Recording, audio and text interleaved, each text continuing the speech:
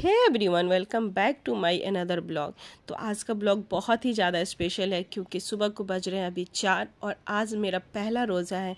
तो मैं सुबह सुबह 4 बजे उठ गई हूँ क्योंकि दिल्ली में टाइम 5:15 तक था। तो 4 बजे उठ के मैं सबसे पहले ब्रश कर लेती हूँ। ब्रश करने के बाद सीधे किचन में गई और दूध बॉईल करने के लिए मैंने चढ़ा दिए थे। तो दूध में जैसे ही एक बॉईल आया था मैंने उसमें 1 कटोरी भर के खजूर ऐड किए क्योंकि सहरी में मैं यही खाऊंगी, दूध और खजूर। तो चलिए इसको बहुत ही अच्छे से पका लेते हैं क्योंकि खजूर जो है ना बहुत ही ज़्यादा एनर्जी देता है और इससे ताकत भी मिलती है। तो बहुत सारी चीज़ें खाने की ज़रूरत भी नहीं पड़ती है और बहुत एनर्जेटिक है। तो यहाँ पे बहुत ही अच्छे से खजूर और दूध एक साथ पक चुका है। पकने के बाद काफ़ी गाढ़ा गाढ़ा दिख रहा है। तो इसको अभी निकाल लेते हैं ग्लास में और इसको चम्मच की हेल्प से ना इसको पहले खजूर को खा लेंगे और खजूर खाने के बाद दूध को पी लेंगे, जो पूरी दिन एनर्जी को मेंटेन रखेगा। और रोज़ा रखने के लिए ये चीज़ें बहुत ही ज़्यादा ज़रूरी है कि आप अपने डाइट का बहुत सारा ख्याल रखें। तो बहुत ही सॉफ्ट हो गया था खजूर। तो हमने सहरी कर लिए थे। अब मैं नमाज़ पढ़ने जा रही हूँ। तो सबसे पहले वज़ू कर लेती हूँ।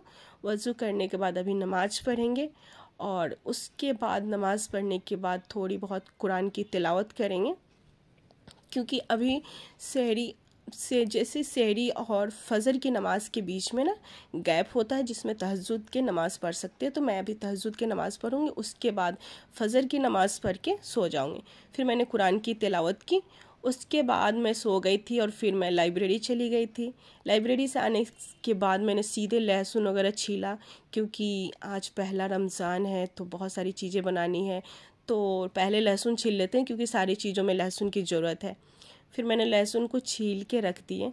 उसके बाद से कुछ ग्रोसरी से सामान आए हुए थे तो मैंने इसको जगह पे सेट कर लिए और सीधे अब चलते हैं किचन में।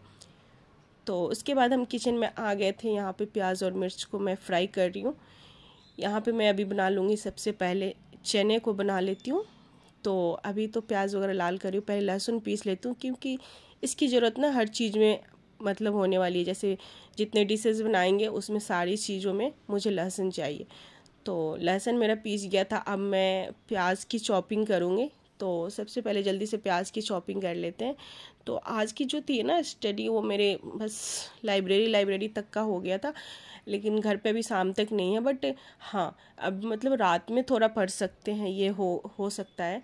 तो अभी पहले शाम को इफ्तार वगैरह करने के बाद देखते हैं कि फिर क्या होता है। तो सबसे पहले मैंने चने को बना लिए थे क्योंकि चना हमारे इफ्तार में बहुत ज़्यादा ज़रूरी होता है। उसके बाद से मैं यहाँ पे गुजिया को तैयार कर लेती हूँ। तो जल्दी जल्दी मैंने सारे चीज़ें ना पहले से रेडी धीरे धीरे करके मैं रख दी थी और एक साथ में मैंने सारी चीज़ों को तैयार किया। उसके बाद मैंने छानना शुरू की। यहाँ पे मेरी सारी गुजिया रेडी है।